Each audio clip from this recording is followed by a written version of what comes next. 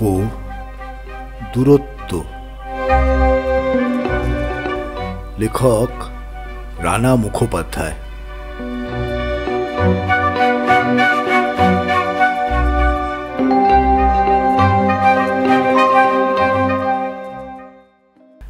এক টুকরো শীতের সকাল, সামনে পিছলে যাওয়া রোদ, চকচকে কালো রাস্তা, সকালের উত্তাপ পিঠে নিয়ে মন্টুদা ক্ষিপ্র গতিতে গড়িয়ে নিয়ে যাচ্ছে 3 চাকার সাইকেল রিক্সা।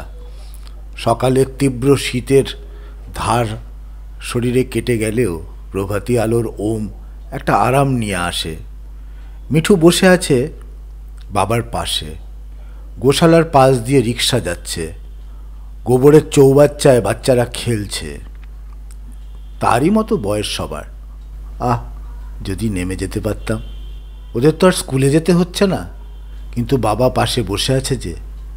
বাবা মানেই একটা দূর দূর ভাব, বাবা মানেই নিস্তব্ধ বাড়ি, হিমশীতল নীরবতা, চশমার কাঁচের ওপারে দুটো গম্ভীর চোখ, বারান্দায় মচমচ জুতোর আওয়াজেই নীরব হয়ে যায় ঘর বাড়ি।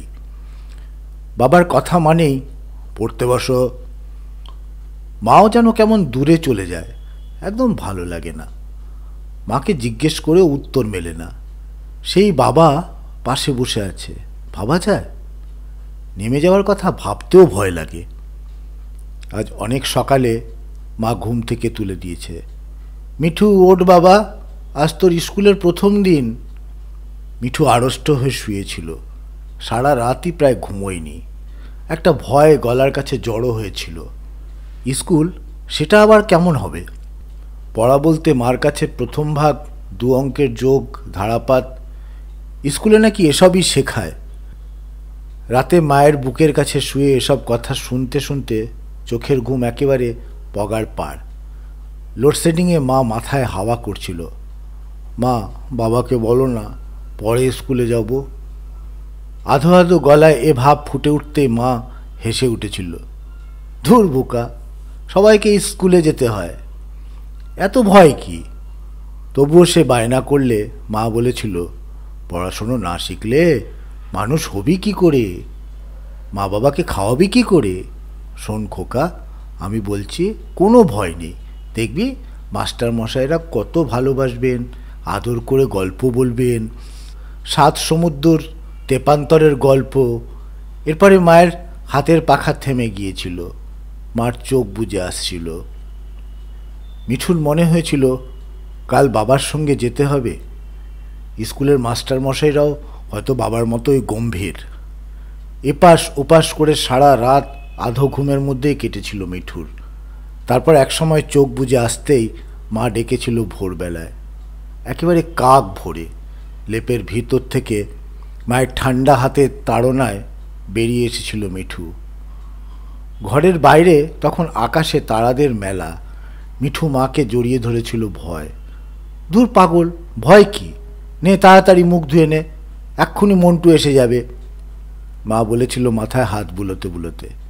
বাইরে হিম ভেজা উনুনের তলা থেকে ছাই নিয়ে দাঁত মাজতে মাজতে একটা উদ্বেগ তাড়া করেছিল মিঠুকে। আর ঠিক তখনই, তাড়াতাড়ি তৈরি হয়ে নাও, বাবার কণ্ঠস্বর। তাড়াতাড়ি হাতের ঘটির জলে কুলকুচ করেই দৌড়ে রান্নাঘরে। কিন্তু এখন ভাবনা, স্কুলটা কেমন হবে, লোকেরা সেখানে কীরকম। দাদার স্কুলের মাস্টারমশাইরা খুব মারে। দাদার গায়ে বেতের লাল দাগ, সে নিয়ে মার কত ভয়। বেতের কথা ভাবলেই ভয় লাগে। কতদিন যে দাদার ব্যথা ছিল, বাবাকেও ভয় করে। চোখ খুলে তাকাতেই মিঠু দেখল বলদ টানা গাড়ি, শব্দ নেই, রবারের চাকা, পিছনে পিছনে দৌড়চ্ছে 3টি ছেলে। গাড়োয়ান পিছনে তাকিয়ে বারবার বকছে। গাড়োয়ান সামনের দিকে ফিরলে আবার যাকে তা। খুব হাসি পাচ্ছিল তার। সেবার মামাবাড়ি যাওয়ার সময় সাঁইথিয়া থেকে কুণ্ডলা গরুর গাড়িতে যাচ্ছিল তারা। মায়ের নিষেধ পরোয়া না করেই সে ধুলোর রাস্তায় নেমেছিল। মাঝে মাঝে গরুর গাড়ির পিছনে ধরে ঝুলে পড়ছিল। তারাপদ গাড়োয়ান কিছু বলতে পারছিল না, শত হলেও মা সঙ্গে রয়েছে তো। তারাপদ বলেছিল, বাবু ওরকম করো না। মিঠু কথা শোনেনি। পরমানন্দে ধুলোর ভেতর পা ডুবিয়ে গরুর গাড়ির পেছন ধরে ঝুলছিল। মা বলেছিল, মিঠু এরকম করলে গাড়ি থেকে নেমে যাব। তাতেও কথা শোনেনি মিঠু। তারাপদ অনেক কষ্টে বলদ দুটিকে বসে রেখেছিল, কাজেই বিরক্তি তার স্বাভাবিক। মাও লজ্জিত, মিঠু কথা শুনছে না। তারপর তারাপদর সামনে সহ্যও হচ্ছে না মিঠুর এই অসভ্যতা। শুনছ না তো, গরু লাফিয়ে উঠলে কিন্তু মার লাগবে। তারাপদর শেষ মোক্ষম অস্ত্র, আর তাতেই কাজ। সুরসুর করে তারাপদর কোলে চেপে মিঠু গাড়িতে উঠে বসেছিল। মাকে জড়িয়ে ধরে মার বুকে মুখ লুকিয়েছিল। দুষ্টু কথাকার। মা মিঠুর চুলে বিলি কাটতে কাটতে বলেছিল। মিঠুর বুকটা হু হু করে উঠল। আর হয়তো তারাপদর সঙ্গে কোনো দিনই দেখাই হবে না। সেই ধুলোর রাস্তায় পা দিয়ে ধুলো ওড়াতে ওড়াতে যাওয়াও বুঝি হলো না। মানকের দোকানের ঝাল চানাচুর, ফণির দোকানের বালুশাই, সাইয়ের চমচম, সেসব হয়তো অধরাই রয়ে গেল। বিকেলে খেলা যাবে তো জগাদের সঙ্গে। মিঠু আর চোখে বাবার দিকে তাকালো। চশমার নিচে বাবার দুটো গম্ভীর চোখ। সব বাবাই কি এরকম গম্ভীর? সারা দিন বাড়ি মাথায় করে ফেরে সে। দাদার সঙ্গে মারপিট, বোনের চুলের মুঠি ধরে টান, সারা সকাল বিকাল খেলার মাঠ, কখনো একা কখনো দাদার সঙ্গে, আর সন্ধ্যা হলেই চোখ জুড়িয়ে আসে ঘুমে। মাস্টারমশাইরা শত ধমকানিতেও কাজ হয় না। অধিকাংশ দিনই মাস্টারমশাই বিরক্ত হয়ে চলে যায়। আর ঠিক তখনই বাবার আসার সময়। বই বালিশ হয়ে গেছে তখন। ঠিক তখন দাদার কানে কানে ফিসফিস, মিঠু বাবা আসছে। মিঠু তড়াক করে লাফিয়ে ওঠে। বাবার জুতোর মশমশ আওয়াজ কানে আসে। মিঠু প্রায় জোর করে চোখ টেনে বইয়ের ওপর তাকায়। সামনে তাকাতে সাহস হয় না। বইয়ের ছবি, লেখা আর বাবার মুখ এক হয়ে যায়। বাবার বাড়িতে ঢোকার সময় তাদের পড়ার জায়গায় কয়েক মিনিট দাঁড়িয়ে নীরবে নিরীক্ষণ করেন পড়াশোনার ধরন। মিঠুর হাড় হিম হয়ে যায়। তখন শুধু মনে হয় কখন মশারিতে ঢুকে জড়িয়ে ধরবে মাকে। সকালে মুখ ধুয়ে বাগানের দিকে তাকিয়ে দাঁড়িয়েছিল মিঠু।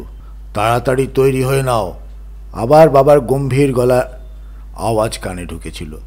এক দৌড়ে রান্নাঘরের পেছন থেকে মাকে জড়িয়ে ধরতেই, ছাড় ছাড়। মা তখন লুচি ভাজছিল। তারপর মায়ের কোলে বসে কান্না ভেজা চোখে চা সহযোগে গরম লুচি খেতে খেতে, আমি বাবার সঙ্গে যাব না, তুমি চলো। দূর বোকা, প্রথম দিন বাবার সঙ্গেই যেতে হয়। মা মাথায় হাত বোলাতে বোলাতে বলেছিল। মার ওপর ভীষণ রাগ হয়েছিল। মা পরিপাটি করে সাজিয়ে দিয়েছিল। ইস্ত্রি করা জামা কাপড়, সিথে কেটে চুল আঁচড়ানো, চকচকে কালো জুতো, একেবারে বাবু। মাথায় মা দিয়েছিলেন একটা হলুদের ফোঁটা। অন্য সময় হলে মিঠু কিছুতেই পড়তো না। তারপর মা গাল টিপে কোড়ে আঙুল কামড়ে মিঠুকে এগিয়ে দিয়েছিলেন। বাবার হাত ধরে মিঠু এগোলো।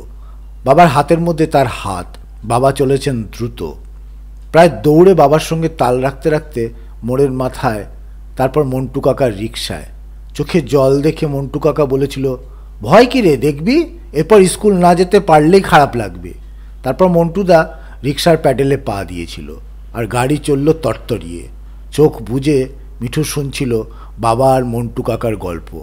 প্রত্যেক দিন সকালে তোকে ঠিক 6:30 আসতে হবে, স্কুল যেন কামাই না হয় দেখিস। খেয়ে পেছো দাদা?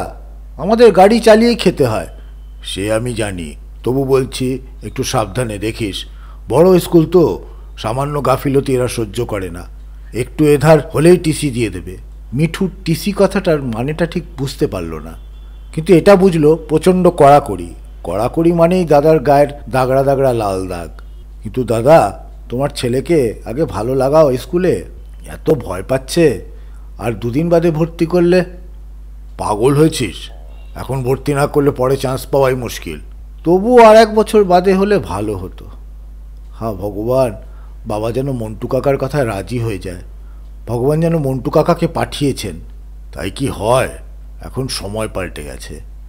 বাবা মন্টু কাকার কথা পাত্তাই দিলেন না।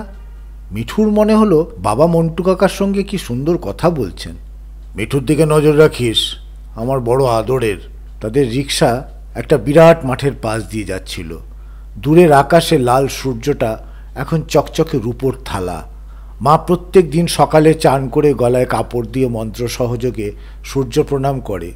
মিঠুকে ঘুম থেকে তুলে দেন মা, বলেন সূর্যি ঠাকুর মাঠের পরে।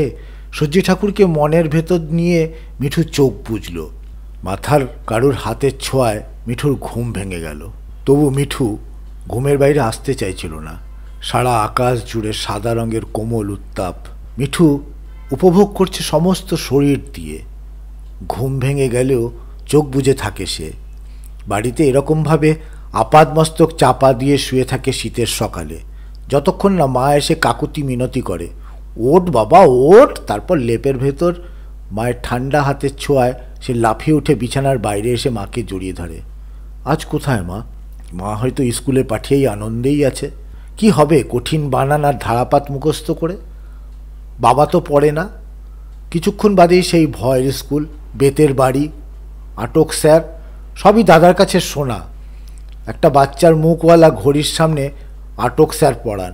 পড়া না পারলে হাতে লাল কালির দাগ দিয়ে দেন, মানে ছুটির পর আটকে রাখা হবে সেই ঘরে। সেখানে শুধু ঘড়িটার আওয়াজ, চোখ আর জিভ তার কাটা, সেগুলো নড়ে ঘড়ির কাটার বদলে। আটক স্যার আবার খোলা মাঠে দাঁড় করিয়ে রাখেন। মার ওপর ভীষণ রাগ হচ্ছে। কাল থেকে আর কথা বলবো না, যতই আদর করুক। কি দরকার ছিল এমন ভয়ের জায়গায় পাঠিয়ে দেওয়ার? আটক স্যারের কথা মনে হলেই হাড় হিম হয়ে আসে। আটকে রাখলে দৌড়ে বাড়ি পালিয়ে যাব। গুলতিটাও আনা হয়নি। গুলতি দিয়ে আটক স্যারের মাথা ফাটিয়ে দেবো। কিন্তু পাশে বসে আছে বাবা। বাবারা কি হাসে না? সব বাবারাই কি ভীষণ রাগী আমার বাবার মতো? ধুর, ভালো লাগে না। বাবারা যে কেন মায়েদের মতো হয় না আর ভাবতে ভালো লাগছে না। মিঠু তলিয়ে গেল ঘুমের দেশে 7 সমুদ্র 13 নদী পাড়ে। খোকা ওঠ ওঠ বাবা। মাথায় হাত বোলাচ্ছে। চোখ খুলতে চশমার আড়ালে বাবার সেই দুটো গম্ভীর চোখে যেন ভালোবাসা ঝরে পড়ছে। বাবা যেন অনেক দূর থেকে তার সামনে এসে দাঁড়িয়ে পরম করুণাময় ঈশ্বরের মতো। মা যা কথা প্রায় বলেন, মিঠু বুঝতে পারছে না এখন বাবা এসে দাঁড়িয়েছে তার সামনে। তার সমস্ত অপছন্দ আপত্তির উত্তরেই যেন বাবা এই রকম। মার কথা মনে পড়ছে। বাবার মুখের আদলে যেন মায়েরই মুখ, দুটো একাকার, অভিন্ন, এক অনন্ত অনুভবের তীরে দাঁড়িয়ে যেন মিঠু। এটা রচনাকে আবিষ্কার। মিঠু আর কিছু না ভেবেই রিক্সা থেকে ঝাঁপিয়ে পড়ল বাবার বুকে। বাবা তাকে 2 হাতে বুকে চেপে ধরলেন। মিঠুর শিশু মনে মাথার ওপরে গাছের খুশিতল ছায়ার অনুভব সৃষ্টি হলো। সেই ছায়ার নিচে দাঁড়িয়ে, ওই দেখ খোকা তোর স্কুল। বাবার বাড়ানো হাতের তর্জনীর ইঙ্গিতে সে দেখল একটা শিশির ভেজা সবুজ মাঠ আর সাদা রঙের একটা ছোট্ট বাড়ি। নীল প্যান্ট, সাদা জামা পরে হাতে টিনের সুটকেস নিয়ে দলে দলে ছেলেরা সবুজ মাঠের শেষের দিকে সারিবদ্ধভাবে এগিয়ে চলেছে। মিঠুর কাছে বেশ নতুন লাগলো দৃশ্যটা। কিরে, যাবি না? বাড়ি ফিরে যাবি? মিঠু বাবার গলা জড়িয়ে ধরল। কোল থেকে নামলো। বাবার হাত থেকে টিনের সুটকেসটা নিল। 2 পা এগিয়ে আবার পেছন ফিরল। বাবার গম্ভীর মুখে তৃপ্তির হাসি। মন্টু কাকুও হাসছে। আজ আর কাউকে পরোয়া নেই মিঠুর। স্কুলে না এলে সে চিরকাল বোকাই থেকে যেত। এমনভাবে বাবা কি কখনো হাসত? এখন শুধু সাদা বাড়ির রহস্য ভেদ। মিঠু দৌড়লো মাঠের শেষে চকচকে সাদা বাড়িটার দিকে। আস্তে বাবা, আস্তে। স্নেহশীল বাবার গলার আওয়াজটা শুধু তার কানে বাজল।